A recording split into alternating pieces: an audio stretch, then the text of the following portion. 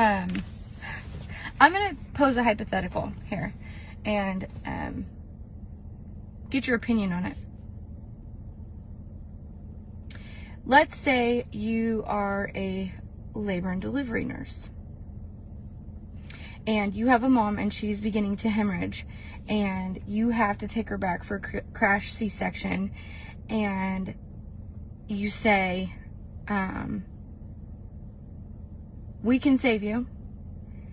We can get this baby out. We can save this baby. But I need consent for your procedure, your C-section procedure, and I need consent to give you blood.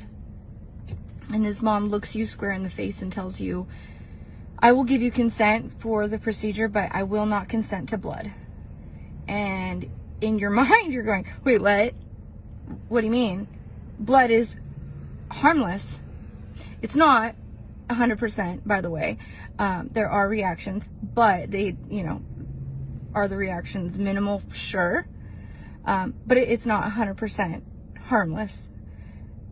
But she looks you square in the face and she says, no, you will not give me blood. It is against my religion. It is against my belief. And I cannot and will not receive life-saving blood. What do you do? What do you think? You think, you're crazy. You're crazy. Like, I'm about to deliver this baby of yours, and you are willing to risk dying. You're willing to risk not seeing this baby go to kindergarten, go to high school, play sports, play in the band, act. You're not willing to watch this baby graduate, get married, have babies. You're going to leave your husband behind. You're going to leave your mom, your dad, your loved ones. You're willing to leave all of these people behind based on your own personal belief that you can't have blood. You're nuts. But guess what you don't get to do? You don't get to tell her that, and you don't get to give her the blood when she has not consented, and you don't get to threaten her, and you don't get to decide that you're not going to treat her. No, instead, you say, okay, I respect that.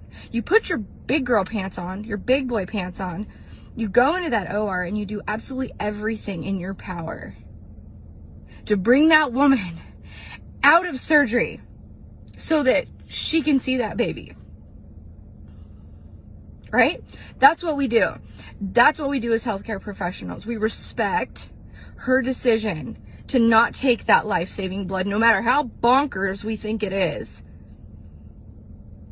We give her that right. Right?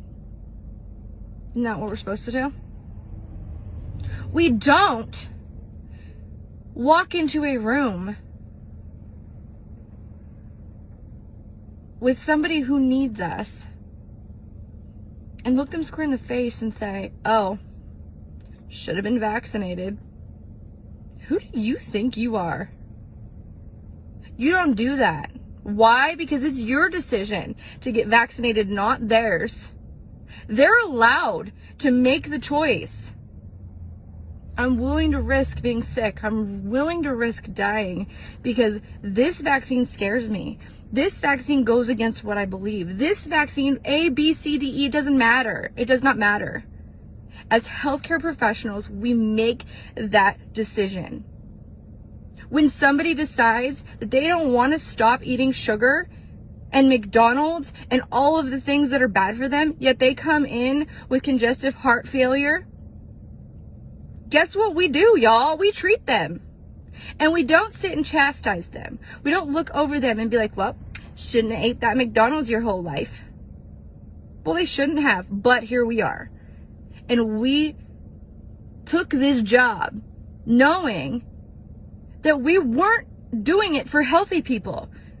We're doing this job for sick people. And let's be honest, the majority of sick adults, it's all self-inflicted, y'all. It's stuff that you've done your whole life, or not done your whole life, to make yourself sick, to bring you into the hospital, to where we need to care for you. Guess what? I don't get to look a heroin addict in the face and be like, I'm not doing anything for you, because you know what?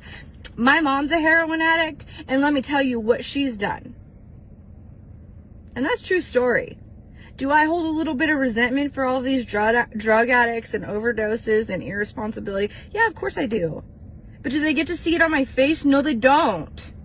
Because it is not my place to judge you for your medical decisions, for your health decisions, or your lack of.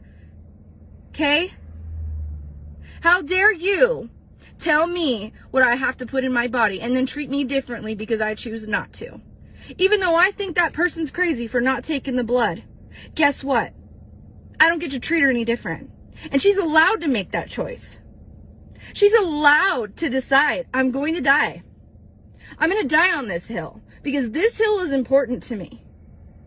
Many people fought for her to have that right. And you better believe that many people are going to fight for us to have the right to say, I'm going to trust my immune system. I had COVID. I have the same antibodies that you have.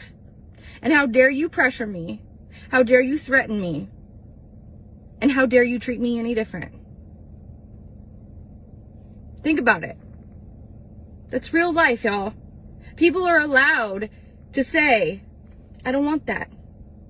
I don't want that tube down my throat. I don't care if it's going to save my life. I'm done. I don't want to.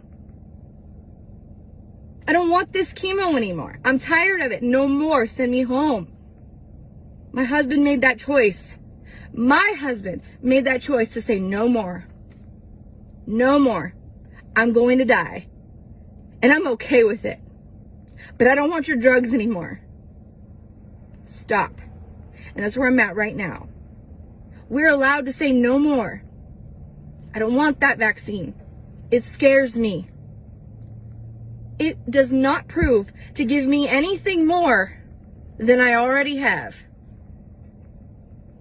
So stop. Stop with your crap. And stop treating people poorly because they have a different belief than you. Quit being a sheep. Quit being nasty. Suck it up. We all are tired. We are all sick of this pandemic. But your choice is not my choice. And vice versa.